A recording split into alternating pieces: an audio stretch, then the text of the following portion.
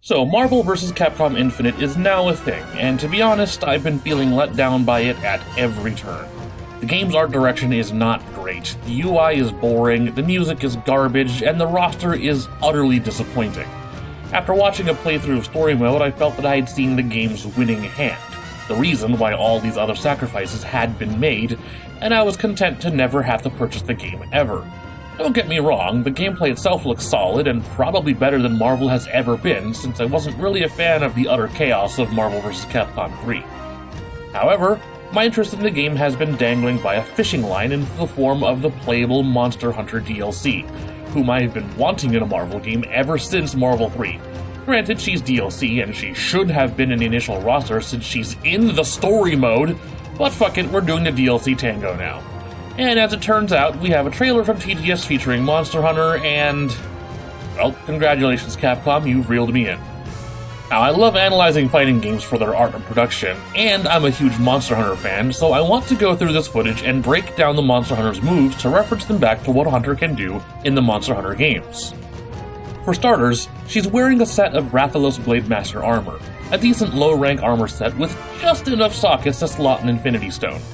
The Rathalos is probably the most famous monster in the entire franchise, with many different variants and subspecies. The second player hunter is wearing Azure Rathalos armor, so it would also be cool to see if she gets an alternate color for the Silver Rathalos, and maybe a green, pink, and gold set of colors for Rathian as well. In her intro, we can see the hunter sharpening her greatsword with a whetstone. In Monster Hunter, your weapons lose sharpness the more you use it, and will start bouncing off of monsters' hides until you sharpen them with a whetstone. Thankfully, it doesn't look like you have to stop to sharpen your weapons in Marvel Infinite.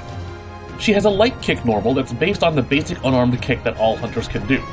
This attack does minimal damage and is only really used to safely tick a monster if you were, say, trying to wake it up without killing it. She's also got a command roll for going forwards or backwards. Just like in Monster Hunter, you can cancel your attacks into a roll to reposition or to get to safety. A long time ago, before FromSoft took Dark Souls rolling to mimetic levels of survival, Monster Hunters were rolling for dear life long before Souls was ever a thing. The Hunter has access to 3 weapon types: Dual Swords, Greatsword, and Bow. Dual Swords in Monster Hunter are known for having a wide variety of combo attacks, so it's no surprise that most of her normal combo moves are based on them pretty much pose for pose. What's especially cool is how Marvel Infinite's Monster Hunter integrates the Dual Sword special ability, Demon Stance. The Hunter can unleash the Demon Dance as a super combo, but it doesn't just end there. The Hunter will remain in Demon Stance after the move is done, replacing her regular roll with a much faster Demon Step that moves through enemies. Also at a glance, it appears that she's using the Demolition Blades, mid-tier Brachydios dual swords that have the blast element. Dual swords are great at applying status and element damage, which probably explains the huge explosion at the end of the Demon Dance. The Hunter's Greatsword makes up most of her heavy normals and some specials. Like in Monster Hunter, the Greatsword is very slow, but very powerful, and many of its animations are faithfully recreated in Marvel Infinite. Greatswords are also the only non-shield weapon that can block, so it makes sense that she would wield one as her primary weapon. Greatswords can charge their attacks for even greater damage, and the Hunter in Marvel Infinite can actually muscle through as many hits as she wants while charging. This isn't the case in Monster Hunter, but then again, hunters are used to taking hits from monsters much larger than even the Hulk, so a beam or two is probably no problem. Interestingly, this Greatsword special can actually be looped, which is also something Greatswords can do in Monster Hunter with enough stamina. She appears to be wielding the Golem Blade, a mid-tier bone greatsword with no remarkable features.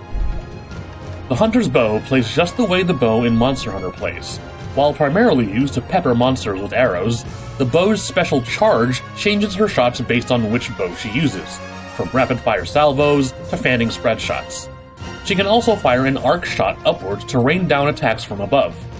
Bows also typically have a critical range that determines the bow's optimal damage at certain ranges, which I hope isn't actually a mechanic in Marvel Infinite, but that remains to be seen. She appears to be using the Tigrex bow, which normally has a rapid charge shot and a blast arc shot, but in Marvel Infinite she's able to do a spread charge shot and a wide arc shot. But then again, she's using a bow while wearing the Blademaster armor, so I'll just chalk that up to creative liberties. And last but not least, her level 3 hyper combo unleashes the most powerful weapon in any hunter's arsenal, a large barrel bomb plus. And to escape the aftermath, the hunter manages a last-minute Superman dive, an invincible evasive move that lets you survive basically anything. That wraps up my analysis of Marvel Infinite's Monster Hunter. Thanks once again to our patrons who support us, and don't forget to like and subscribe for more anime and game content. I'm A.B.I, and I'll see you guys back at camp.